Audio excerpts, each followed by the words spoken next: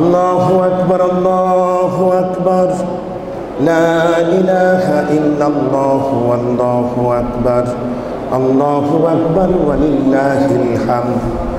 আল্লাহু আকবার, আল্লাহু আকবার, লা ইলাহা ইল্লাল্লাহু, আল্লাহু আকবার, আল্লাহু আকবার ওয়া লিল্লাহিল হামদ। আল্লাহু আকবার, আল্লাহু আকবার, লা ইলাহা ইল্লাল্লাহু, আল্লাহু আকবার, আল্লাহু আকবার ওয়া লিল্লাহিল হামদ। আলহামদুলিল্লাহি রাব্বিল আলামিন, ওয়াসসালাতু ওয়াসসালামু আলা সাইয়্যিদিল মুরসালিন ওয়া আলা আলিহি ওয়া সাহবিহি আজমাইন। আউযু বিল্লাহি মিনাশ শাইতানির রাজীম। বিসমিল্লাহির রহমানির রহিম। আমরা আল্লাহ সুবহানাহু ওয়া তাআলার একান্ত অনুগ্রহের শুকরিয়া জানাই, যিনি আজকের এই পবিত্র জুমাবারে আমাদেরকে তার পবিত্র ঘরে আসার সুযোগ যিনি দিলেন। এজন্য আমরা প্রাণ ভরে পড়ি আলহামদুলিল্লাহ। মহব্বতের সঙ্গে আমরা সবাই পড়ি আলহামদুলিল্লাহ। বন্ধুগণ, আমরা মুসলিম যারা, আমরা হচ্ছে সারা পৃথিবীর সেরা জাতি, আমরা বলি আলহামদুলিল্লাহ। রব্বুল আলামিন কুরআনে কারীমের ভিতরে বলেছেন, কুনতুম খায়রা উম্মাহ, তোমরা হলে শ্রেষ্ঠতম উম্মাহ, তোমাদেরকে মানব জাতির কল্যাণের জন্য বাছাই করা হয়েছে। সূরা আলে ইমরানের 110 নম্বর আয়াত, কুনতুম খায়রা উম্মাতিন উখরিজাত লিন-নাস তা'মুরুনা বিল মা'রুফি ওয়া তানহাউনা আনিল মুনকার। তোমরা মানবতাকে কল্যাণের দিকে ডাকবে, সৎ কাজের আদেশ দিবে এবং অন্যায় থেকে মানবতাকে ফিরাবে। আমরা আসলে এই গুরু দায়িত্ব পালনের জন্যই সেরা, আমরা বলি আলহামদুলিল্লাহ। বন্ধুগণ, আমরা এমন এক পিতার সন্তান, রব্বুল আলামিন নিজে বলেছেন তিনি হচ্ছে মানব জাতির নেতা, বিশ্ব নেতা, বলেন আলহামদুলিল্লাহ। আমাদের পিতা যিনি মুসলিম উম্মার পিতা, কুরআনে কারীমে সূরাতুল হজ একেবারে শেষ আয়াত 78 নম্বর আয়াত, মিল্লাতা আবিকুম ইব্রাহিম ওয়া সাম্মাকুমুল মুসলিমিন। ইব্রাহিম হচ্ছে মুসলিম মিল্লাতের পিতা, আর তিনি তোমাদের নাম রেখেছেন মুসলমান করে, বলেন আলহামদুলিল্লাহ। যিনি বাপ তিনি তো নাম দিবেন, এটাই তো স্বাভাবিক। সুতরাং এই যে পিতা, আমাদের পিতা কার বন্ধু? স্বয়ং আল্লাহর বন্ধু, বলেন সুবহানাল্লাহ। আল্লাহ পাক সূরা নিসা 125 নম্বর আয়াতে বলেছেন, ওয়াত্তাখাযাল্লাহু ইব্রাহিমা খলিলা, আমি ইব্রাহিমকে আমার বন্ধু হিসেবে গ্রহণ করেছি, বলেন সুবহানাল্লাহ। এই হচ্ছে আমাদের পিতা। কুরআনে কারীমে সূরাতুন নাহল এর ভিতরে আল্লাহ পাক বলেছেন, ইব্রাহিম একাই ছিল একজন উম্মাহ, বলেন সুবহানাল্লাহ। চিন্তা করুন, আমাদের মাঝে যখন স্মরণীয় বরণীয় কেউ মারা যান, কিংবা আমরা তাকে বিদায় জানাই, কিংবা তার স্মৃতিচারণ করি, আমরা তখন বলি না যে উনি ছিলেন একাই একটা প্রতিষ্ঠান, এর দ্বারা আমরা তার গুরুত্ব তুলে ধরি।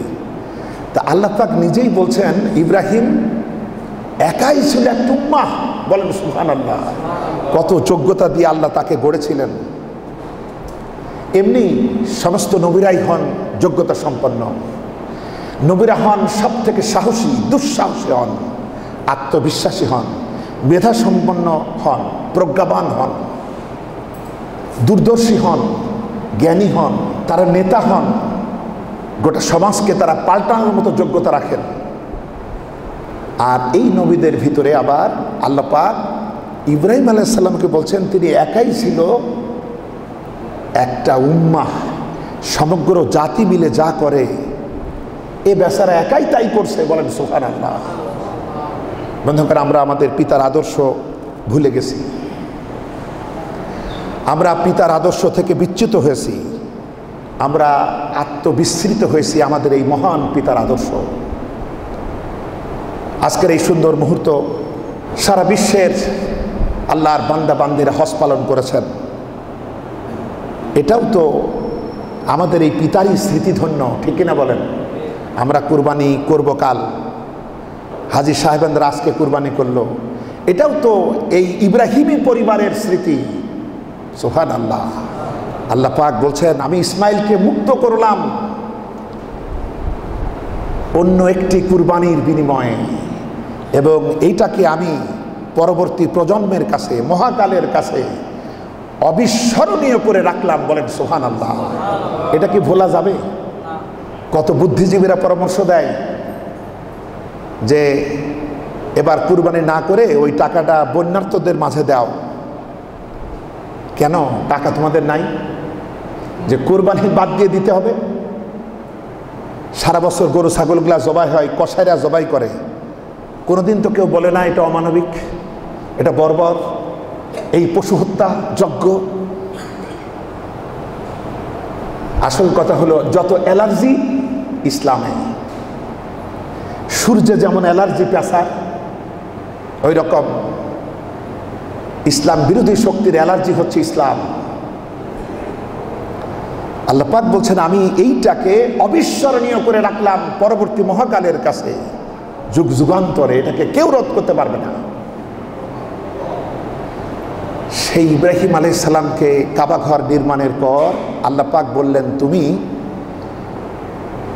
বিশ্ব মানবতাকে হজের জন্য আহ্বান করো। চিন্তা করুন, আশপাশে কেউ নাই, লোকজন নাই, মনে হয় যেন পাগলামি। আমরা যে কটা লোক একত্রিত হই, কতগুলা মাইক দিয়ে ডাকা লাগে, কোনো মাইক নাই, কোনো আধুনিক কোনো টেকনোলজি নাই। আল্লাহ পাক তাকে বললেন, তুমি আহ্বান করো বিশ্ব মানবতাকে। তারা হীনকায় শিরুনকায় উঠের পিঠে আসবে, যানবাহনে আসবে, পায়ে হেঁটে আসবে, দূর দূরান্তর থেকে ছুটে আসবে। সুবহানাল্লাহ। তুমি ডাকো, এই ডাকটা পৌঁছাবো আমি। বলেন সুবহানাল্লাহ। চারিদিকে হতাশা, নিরাশা, নৈরাশ্যের আধার, এ তো বোঝাই যায় এই ফাঁকা মাঠে এই ডাক কতদূর যাবে। কিন্তু আল্লাহ বললেন, তুমি ডাকো। ইব্রাহিম আলাইহিস সালাম ডাক দিলেন। সেই ডাক 5000 বছর হয়ে গেল, এর ভিতরে একটা বছর এমন যায় নাই যে আল্লাহর এই ঘর শূন্য। এমন হয়েছে নাকি? কালো মানুষেরা এলো, চাঁদের মতো পূর্ণিমার চাঁদকে হার মানানোর মতো সুন্দরী রমণীরাও এলো, কত রঙের, কত বর্ণের, কত ভাষার মানুষেরা ছুটে এলো। সবার কণ্ঠে একই স্লোগান, লাব্বাইক আল্লাহুম্মা লাব্বাইক। বলেন সুবহানাল্লাহ। আমাদের পিতা, এরকম একজন পিতার সন্তান, আমাদের গৌরববোধ হয় না? আমাদের তো আর পিতা লাগে না। এত বড় আদর্শবান পিতা থাকার পর আর মুসলমানের কোনো পিতা লাগে? কিন্তু আমরা যখন আদর্শবানকেই ভুলে গেছি, নিজের পিতাকে যখন হারাইছি, তখন আমরা তো যারে তারে পিতা বলবে, এটাই তো স্বাভাবিক। বন্ধুগণ, আমাদের সচেতন হতে হবে, সাবধান হতে হবে, সতর্ক হতে হবে। আমাদের এই পিতাকে জানতে হবে, পিতার আদর্শে এই সন্তান গঠিত হয়। আমরা তার কতটুকু জানি?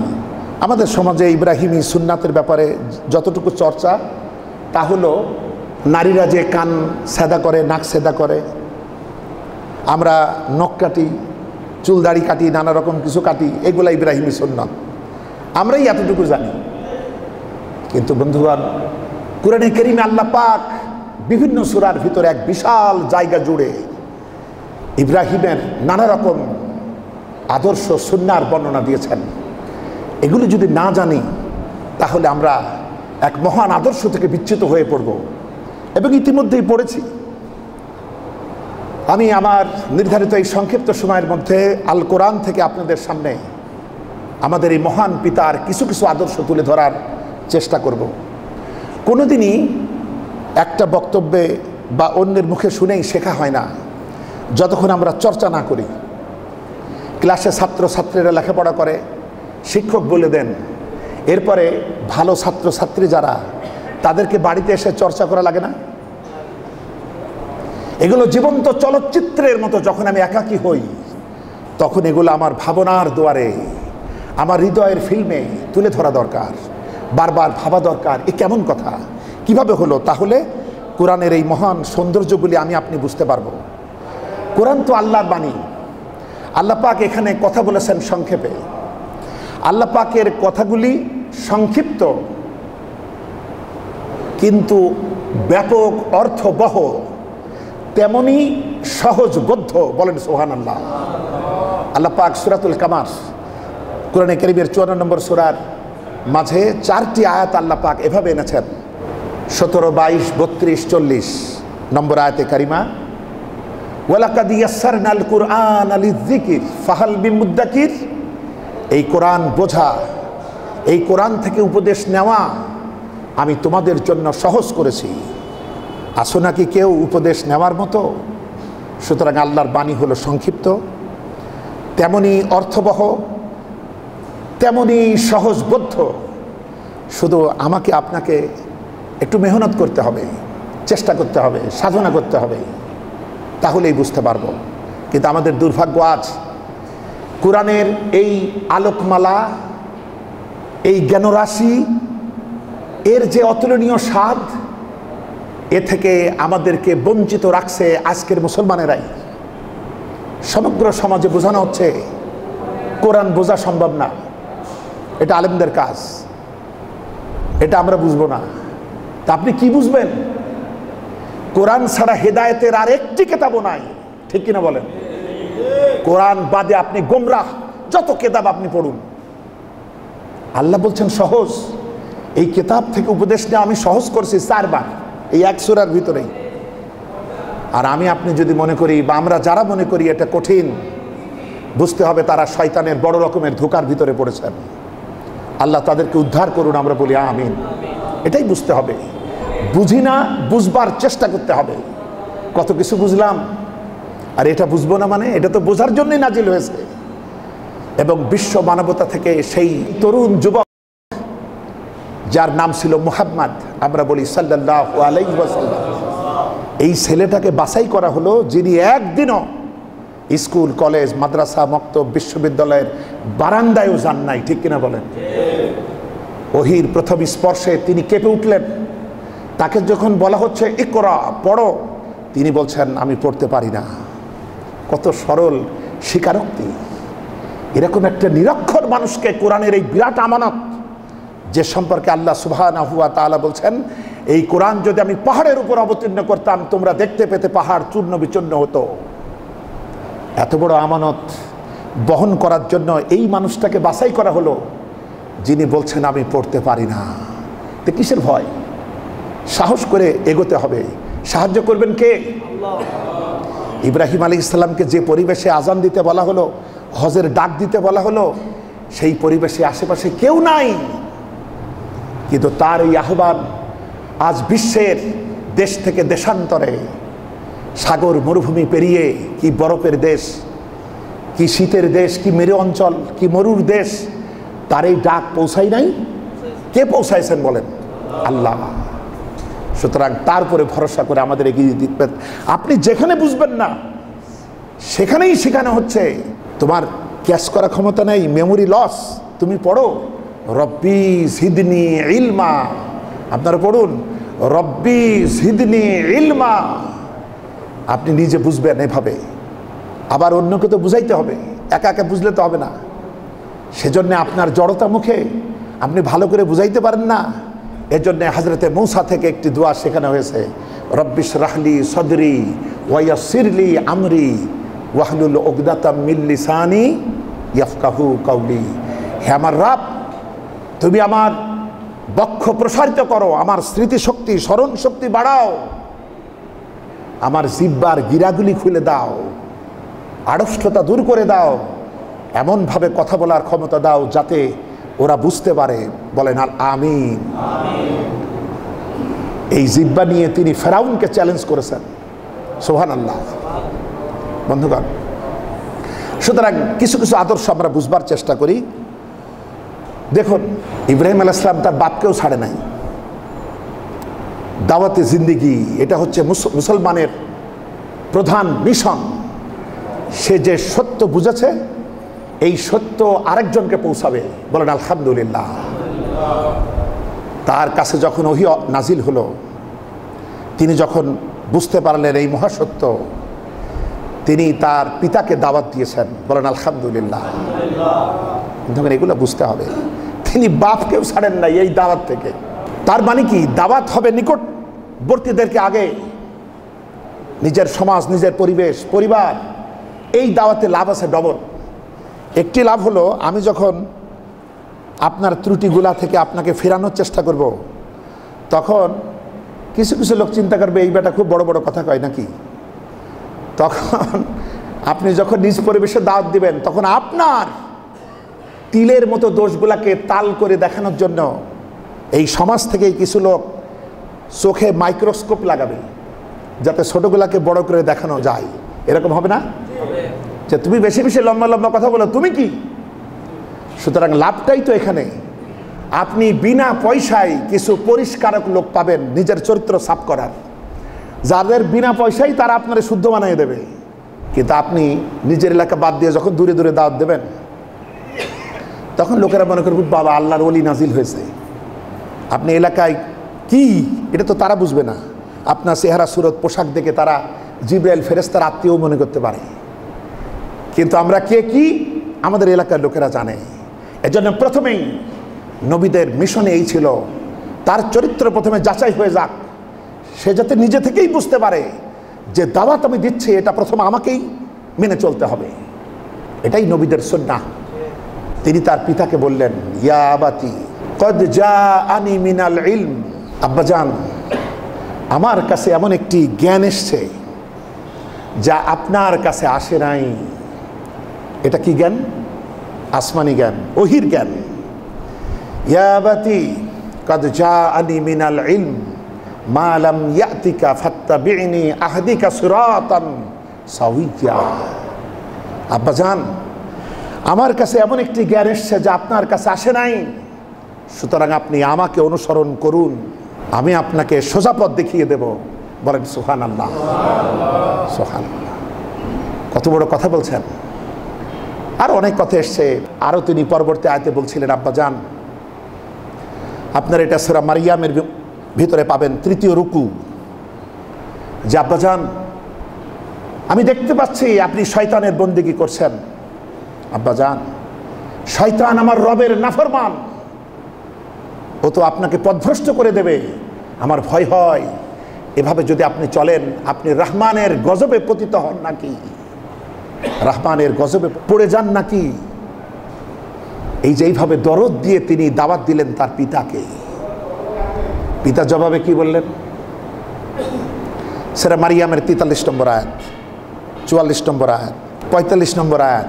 এই দাওয়াতের পর পিতা এবার জবাব দিচ্ছে, ইব্রাহিম তুমি কি আমার দেবদেবী থেকে বিমুখ হয়েছ? আমার এই মুশরিক আকীদা, এই বিশ্বাস, এই জাহিলিয়াত, এগুলা থেকে তুমি কি বিমুখ হলে? শোনো, তুমি যদি এটা বাদ না দাও তাহলে আমি তোমাকে পাথর মেরে মেরে ফেলে দেব। দেখছেন জবাবটা কিরকম? লাইল্লাম তানতাহু লানারজুমান্না ওয়াহজুরনি মালিয়া, তোমাকে আমি পাথর মেরে মেরে ফেলে দেব। এটাই বড় ছেলে। আজর তো যেমন তেমন মূর্তি নির্মাতা না, তিনি রাষ্ট্রের সবচেয়ে গুরুত্বপূর্ণ আর্কিটেকচার, যিনি রাজার শিল্পী। তার ঘরে আল্লাহ কি পয়দা করছেন, তাই বলছে আমি তোমাকে পাথর মেরে মেরে ফেলে দেব। হযরত ইব্রাহিম আলাইহিস সালাম তখন বলছেন এই রুকুর ভিতরেই, যে আব্বাজান সালামুন আলাইক, আপনাকে সালাম, আপনার প্রতি শান্তি। ইব্রাহিম এই পাথরের জবাবে শান্তি কামনা করলেন। আব্বাজান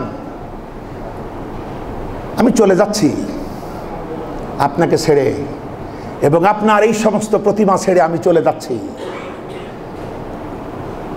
আমি আপনার জন্য আমার রবের কাছে মাগফিরাতের দোয়া কামনা করব। আর আমার বিশ্বাস আমি আমার রবকে ডেকে কোনোদিনও ব্যর্থ কাম হব না। বলেন সুবহানাল্লাহ। কত বড় আশা এই নিরাশা হতাশার পরিবেশে। অর্থাৎ ইমানদার হতাশ হবে না, এই শিক্ষা এখানে আছে। আমরা কোনো পর্যায়ে হতাশ হব না, সবসময় আশান্বিত থাকতে হবে। নিজের ঘর বাড়ি, নিজের এই বিলাসিতা সব ছেড়ে যেতে হলো। তিনি ইরাক থেকে চলে গেলেন সিরিয়ার দিকে, পিতাকে দাওয়াত দিয়েছিলেন। আচ্ছা, আবার দেখুন তার দাওয়াত, তিনি দাওয়াত দিয়েছিলেন স্বয়ং বাদশাহ নমরুদকে। আমরা দাওয়াত দেই বেছে বেছে দুর্বল লোকদেরকে, করে না কো ফুসফাস, মারে না কো ঢুস ঢাস, এইরকম মার্কা লোকদেরকে দাওয়াত দেই আমরা। এইটা নবীদের সুন্নাহ না। প্রত্যেকটা নবীর দাওয়াত যোগ্য মানুষকে দাওয়াত দিয়েছে, ক্ষমতাসীনদেরকে দাওয়াত দিয়েছে। এই সমাজ যাদের উঙ্গলি হেলনে চলে, যাদের দু একজন ভালো হলে গোটা সমাজ ভালো হয়, যাদের নেতৃত্বে 10 জন 20 জন 50 জন 200 জন 1000 জন লাখ জন উঠা বসা করে, তাদেরকে দাওয়াত দিতে হবে। আপনি ওসি সাহেবকে দাওয়াত দেবেন, উনি ঠিক হলে পুরো থানা ঠিক না? একটা ইউনো ঠিক হলে গোটা উপজেলা ঠিক, একটা এমপি ঠিক হলে একটা আসন ঠিক, প্রধানমন্ত্রী প্রেসিডেন্ট ঠিক হলে গোটা দেশ ঠিক। দাওয়াতি কাজ নবীদের, প্রত্যেকটা নবীর দাওয়াত দেখেন। আমরা অনেকে বলি আমরা নবীওয়ালা কাজ করি, তো এই কি নবীওয়ালা কাজ? যে ফস করতে পারে না, ফস করতে পারে না, তারে দাওয়াত। দাওয়াত আপনি জায়গা মতো দেবেন। সূরাতুল বাকারার 258 নম্বর আয়াত। বন্ধুগণ, আমরা অবুঝ হয়ে থাকি কোরআনের সামনে, না বুঝে শুধু তেলাওয়াত করি, এত আলো, কিন্তু আমাদের অন্ধত্ব দূর হলো না। এত মাধুর্যময় ঝংকার, কিন্তু কানে বধিরতা, কানে ঢুকলো না। এত ভাষা, এত কথা, এত বিশ্লেষণ, কিন্তু আমার জবান হলো বোবা, আমি কারো কইতে পারলাম না। সব বুঝলাম, এখানে সব বুঝলাম। সূরাতুল বাকারার 258 নম্বর আয়াতে আল্লাহ পাক বলছেন, আলাম তারা ইলাল্লাযীনা হাজ্জা ইব্রাহিমা ফি রাব্বিহি আন আতাহুল্লাহুল মুলক। তুমি কি দেখছো, নবীকে আল্লাহ বলছেন, তুমি কি দেখছো সেই ব্যক্তিকে যে ইব্রাহিমের সাথে বিতর্ক করেছে তার রবের ব্যাপারে? কেন করছে? কারণ আমি তাকে রাষ্ট্রীয় ক্ষমতা দান করেছি। মুলক মানে রাষ্ট্র। আল্লাহ পাক নমরুদকে দেখতে বলছে, নমরুদের সাথে ইব্রাহিমের বিতর্ক। এইবার নমরুদ ইব্রাহিমকে ঠকানোর জন্য বলছে, তোমার রব কি পারে? কারণ নমরুদ তো নিজেকে রব বলে দাবি করেছে, আনা রব্বুকুমুল আলা, শুধু রব না, বড় রব, আমি প্রধান রব। আর ইব্রাহিম এসে রবের দাওয়াত দেয়, তখন বলছে তোমার রব কি পারে? তখন ইব্রাহিম আলাইহিস সালাম বললেন, এই আয়াত খুব বড় আয়াত। ইব্রাহিম আলাইহিস সালাম বলছেন, আমার রব মৃতকে জিন্দা করেন এবং জিন্দাকে মৃত করেন। নমরুদ বলছে, আমি হতে পারি। কেমনে পারো? নমরুদ করলে কি, দুটা লোককে ধরলো, একটাকে মেরে ফেলে দিল, আর একটাকে ছেড়ে দিল, বলে এই দেখো, একটার জীবন নিলাম আর একটার জিন্দা রাখলাম। তখন ইব্রাহিম আলাইহিস সালাম দেখলেন এর সাথে এই সোজা নিয়মে তর্ক করা যাবে না। তিনি তখন বলছেন, নমরুদ, আমার রব হলেন তিনি যিনি পূর্বাকাশ থেকে, পূর্ব দিগন্ত থেকে সূর্যকে উদিত করেন। তুমি যদি রব হও, তাহলে পশ্চিম আকাশ থেকে সূর্যকে ওঠাও তো। আল্লাহ পাক কোরআনে কারীমের ভিতরে শেষের দিকে এই আয়াতের শেষে বলছেন, ফা বুহিতাল্লাযী কাফার, কাফের হতভম্ব হয়ে গেল, কোনো জবাব দিতে পারলো না। মুফাসসিরিনরা লিখছে, জবাব সেটা দিতে পারত, সে উল্টা বলতে পারত, ইব্রাহিম আমি না হয় যেমন হোক একটা দেখালাম, তুমি তোমার রবকে বলে পশ্চিম দিকে সূর্য উঠাও তো, এরকম বলতে পারত। কিন্তু ভিতরে ভয়, এগুলা তো ছদ্মবেশী, এগুলার ভিতরে তো ভয় করে। বাইরে বাইরে যতই আস্ফালন করুক, ভিতরে সাহস নাই। তার ভিতরে ভয় কাজ করছে, যদি ইব্রাহিম তাই করেই ফেলে তাহলে আমি আর কি বলতাম, ওর থেকে চুপ থাকাই ভালো। বন্ধুগণ, সুতরাং ইব্রাহিম আলাইহিস সালাম সর্বোচ্চ লেভেলে দাওয়াত দিয়েছেন। এটা হচ্ছে আমার পিতার সুন্নাহ। আমাদেরকেও এই যোগ্য মানুষ, যাদেরকে ভালোবেসে ভোট দিয়ে হোক, রায় দিয়ে হোক, সমর্থন দিয়ে হোক, যাদেরকে, যারা আজকে সমাজপতি, ধনপতি, যারা সমাজের লিডার, এই শ্রেণীর মানুষকে টার্গেট করে আল্লাহর দ্বীনের দাওয়াত দিতে হবে। তাহলে একে 100 হয়ে যাবে, বলেন সুবহানাল্লাহ। ওই একটা ঠিক হলে সব ঠিক। আল্লাহ পাক মুসাকে বলছেন হাতে কি? বলছে লাঠি। আল্লাহ পাক বলছে লাঠিটা নিয়ে কার কাছে যাও? ফেরাউন ছাড়া গোটা দেশে কম কাফের, সবই তো কাফের, কিন্তু আল্লাহ পাক বলছেন ওর কাছে যাও। ইযহাব ইলা ফিরআউনা ইন্নাহু তাগা, সে সীমালঙ্ঘন করেছে, সে তগুত, সে নিজেও সীমালঙ্ঘন করে আমার বিধান, তার কারণে সবাই গোটা দেশবাসী সীমালঙ্ঘনে লিপ্ত, সুতরাং ওইটাকে সোজা করো। এটা হচ্ছে নবীদের সুন্নাহ, এই দাওয়াত দিতে হবে।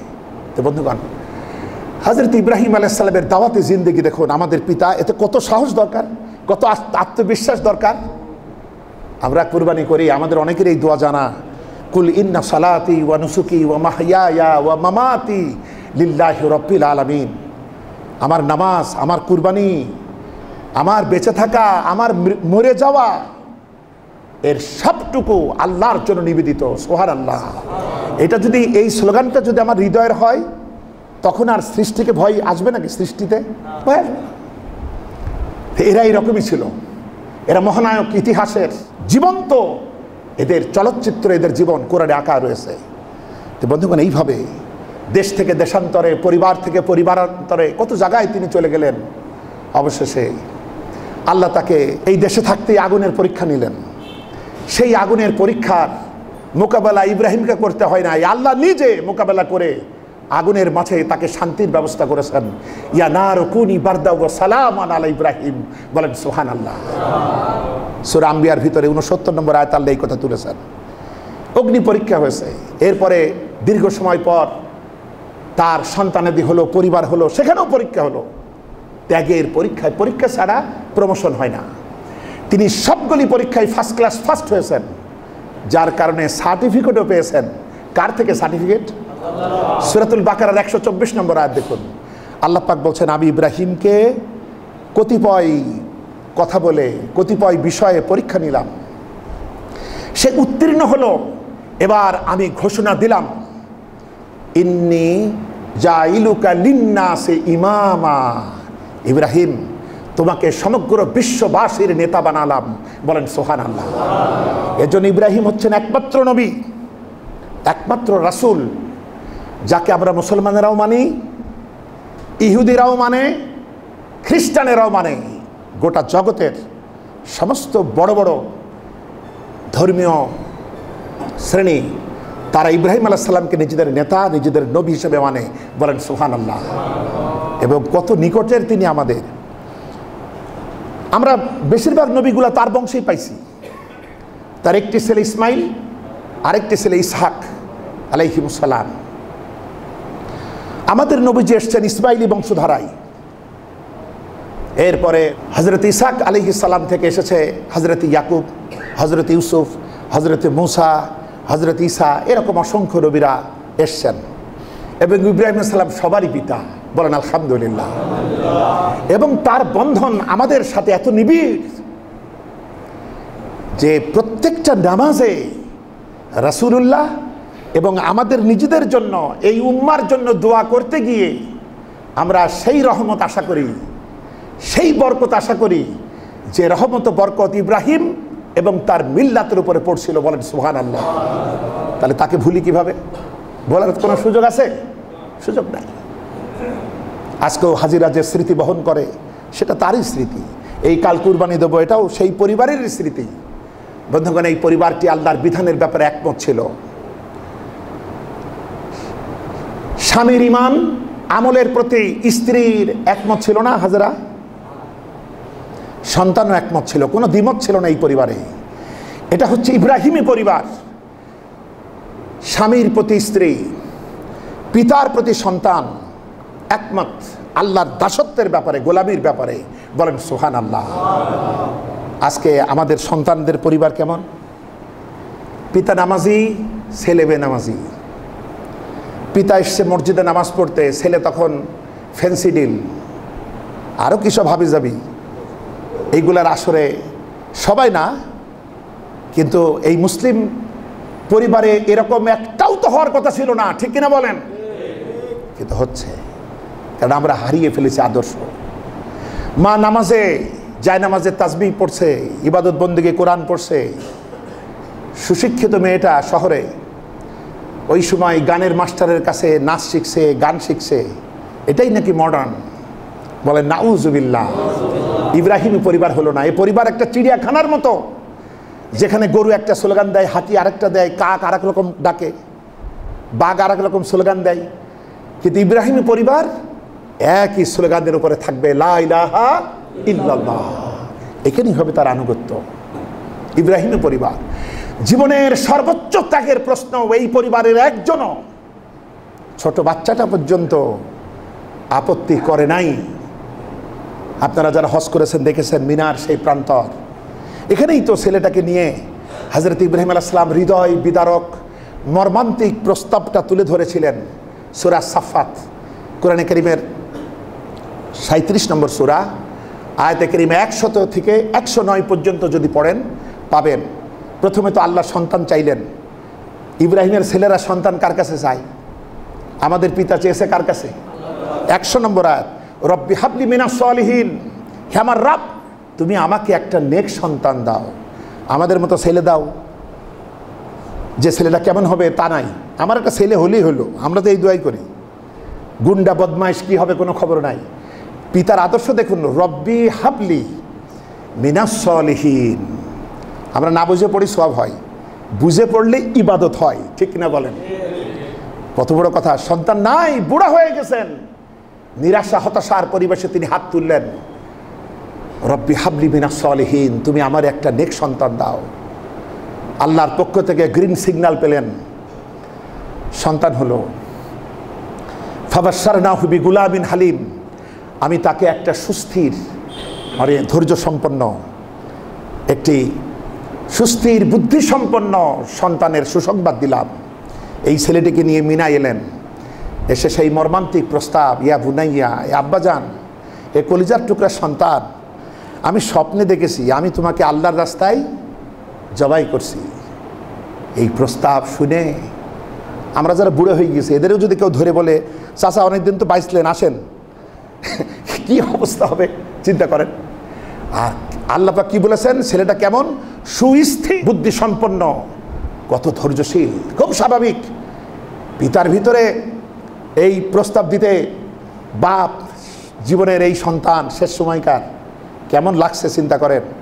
আর ছেলে স্বাভাবিকভাবে বলছে ওই একই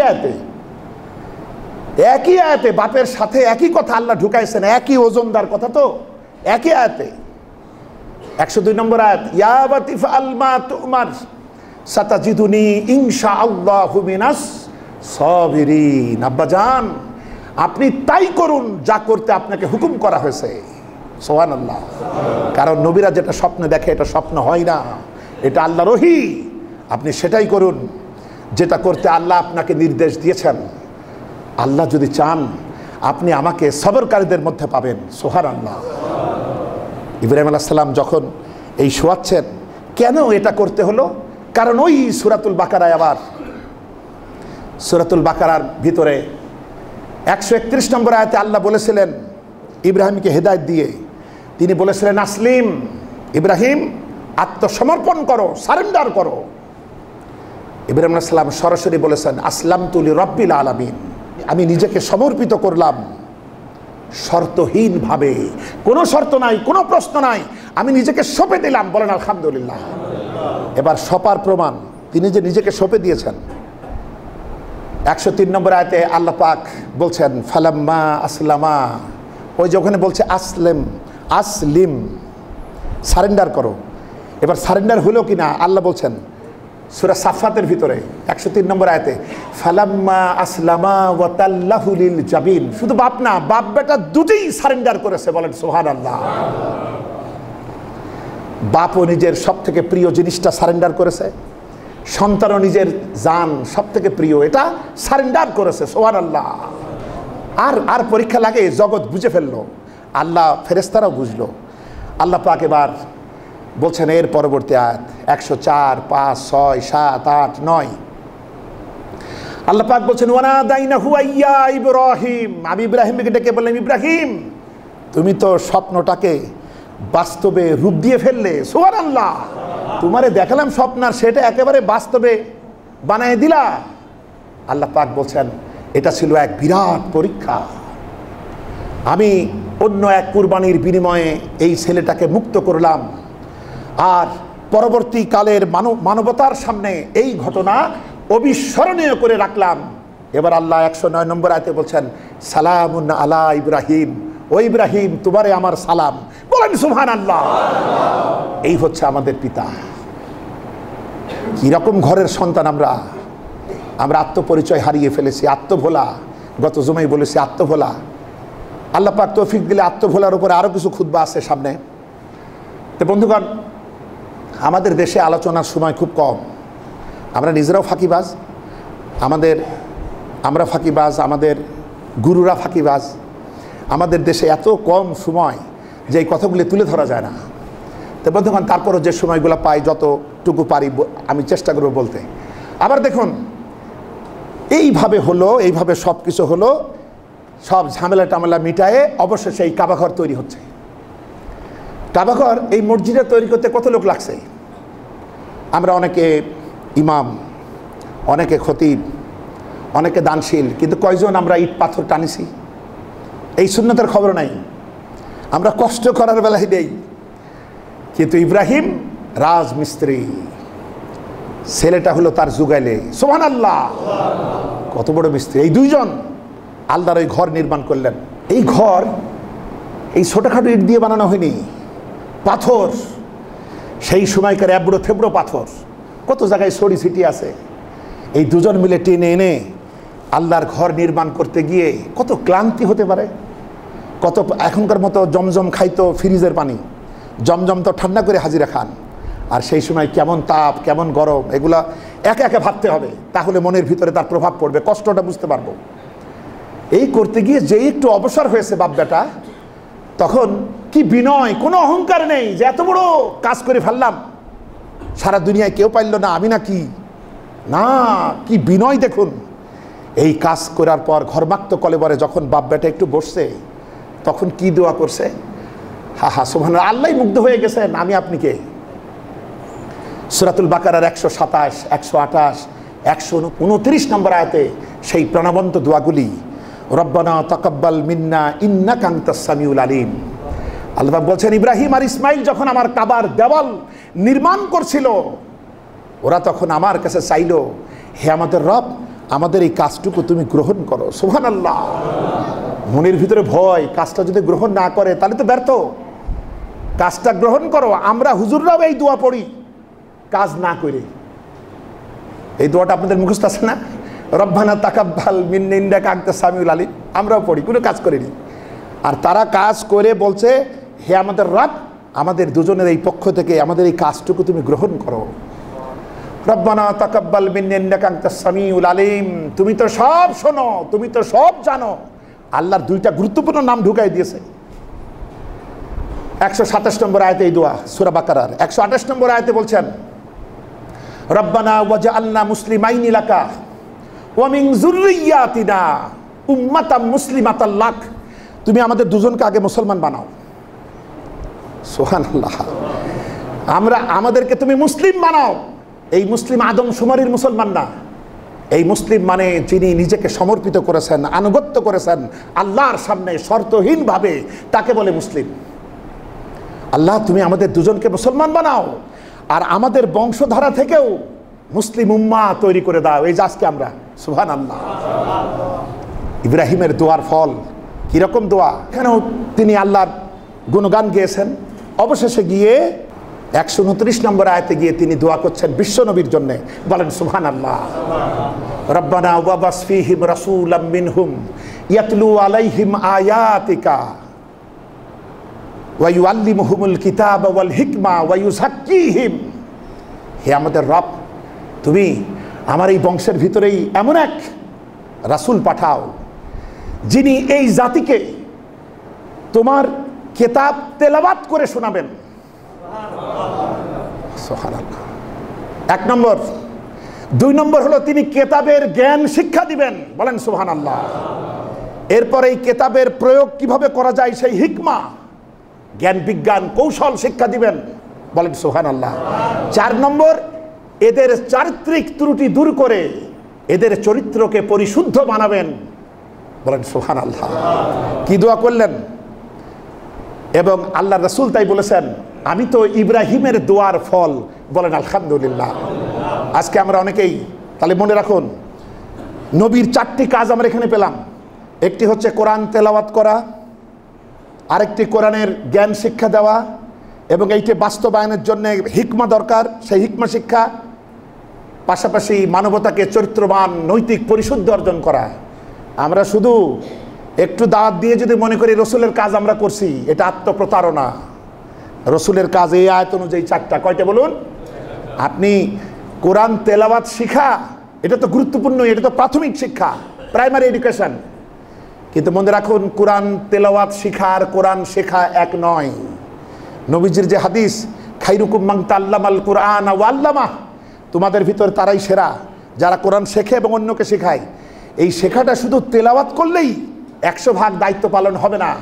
এটা তো আমার মূল ঘরে ঢোকার জন্য, মূল জ্ঞানভাণ্ডার আহরণ করার জন্য তেলাওয়াত শেখাই লাগবে। কিন্তু এরপরে 2 নম্বর কাজ হলো কোরআনের জ্ঞান শিক্ষা করা, এবং এইটা কিভাবে প্রচার, প্রতিষ্ঠা, প্রয়োগ পদ্ধতি, সেই কৌশল, হিকমা, এটা অর্জন করা। এরপরে এর ভিত্তিতে একটা সমাজ গঠন করা, যে সমাজের মানুষগুলি নৈতিকতার, চরিত্রের দিক থেকে পরিশুদ্ধ হবে। আমরা আল্লাহ কবুল করুন, আমরা বলি আমিন। এই কথা বলে 130 নম্বর আয়াতে এসে আল্লাহ আমাদেরকে সতর্ক করছেন, ওয়া মান ইয়ারগাবু আম মিল্লাতি ইব্রাহিমা ইল্লা মান সাফিয়া নাফসাহ। তার থেকে বড় নির্বোধ আর কে? তার থেকে বড় গর্ধব অথবা নির্বোধ আর কে, যে ইব্রাহিমী এই মহান আদর্শ থেকে মুখ ফিরাই? চিন্তা করুন, আল্লাহ নিজে আফসোস করছেন, জোর থেকে নির্বোধ আর কে হবে যে ইব্রাহিমের এই আদর্শ থেকে মুখ ফিরাই? বন্ধুগণ, আমরা যারা মসজিদে আসি, আমরা আমাদের ছেলেদেরকে, নাতিদেরকে সাথে করে নিয়ে আসবো। বাচ্চাদেরকে পাশে নিয়ে দাঁড়ালে বাচ্চারা হইচই করবে না, আর বাচ্চা সব এক জায়গায় দিলে ওরা হইচই করবে, নামাজে ডিস্টার্ব হবে। জন্য কাছে নিয়ে দাঁড়াতে হবে। এটা আপনার প্রজন্ম। ইব্রাহিম যেমন ইসমাইলকে পাশে নিয়ে কাজ করেছেন, আপনাকে আমাকেও সেটা করতে হবে। এই প্রজন্মকে গড়তে হবে এরকম হযরত ইব্রাহিমের অসংখ্য মহান আদর্শে ভরপুর আল কোরআন। এ থেকে আমরা চোখ বুজে আসি, চোখ বোঝার সুযোগ নেই। আল্লাহ আমাদেরকে কবুল করুন, আমরা বলি আমিন। রব্বানা হাব লানা মিন আজওয়াজিনা ওয়া যুররিয়াতিনা কুররাতা আয়ুনি ওয়াজআলনা লিল মুত্তাকিনা ইমামা। নবীজির মাধ্যমে আল্লাহ আমাদেরকে দোয়া শিখিয়েছেন। সাহাবীদের কঠিন মর্মান্তিক মুহূর্তে, কারণ কারো স্ত্রী মুসলমান হয় নাই, কারো সন্তান মুসলমান হয় নাই, এই দৃশ্য দেখে সাহাবীদের চোখে কাঁটা বিঁধতেছিল। তখন আল্লাহ পাক সূরা ফুরকানের 74 নম্বর আয়াতে রহমানের খাঁটি বান্দাদের 8টি বৈশিষ্ট্য বলতে গিয়ে এই আয়াত দিয়েছেন, যে রহমানের খাঁটি বান্দা তারা যারা আমার কাছে দোয়া করে এই কথা বলে, হে আমাদের রব, আমাদের স্ত্রীদেরকে আর আমাদের সন্তানদেরকে আমাদের চোখের শীতলতা বানাও, ওদেরকে আমাদের নয়ন প্রীতিকর বানাও, আর আমাদেরকে মুত্তাকিদের ইমাম বানাও। আমরা বলি আমিন। আল্লাহ আমাদের প্রতি রহম করুন, মেহেরবানি করুন। আপনাদের সবাইকে জানাচ্ছি ঈদের শুভেচ্ছা, ঈদ মোবারক। আমরা আইন শৃঙ্খলা রক্ষা করে মিলেমিশে উদারভাবে আমরা যাতে ঈদটা উদযাপন করতে পারি, আল্লাহ সর্বোত্তম মাত্রায় আমাদেরকে সাহায্য করুন। আমাদের কুরবানিকে আল্লাহ কবুল করুন, এবং এই কুরবানির মাধ্যমেই যেন আমরা আমাদের দিলের পশুত্ব কুরবানি দিতে পারি। আল্লাহ কবুল করুন। আবারও বলি আমিন। আসসালামু আলাইকুম ওয়া রাহমাতুল্লাহি ওয়া বারাকাতুহু।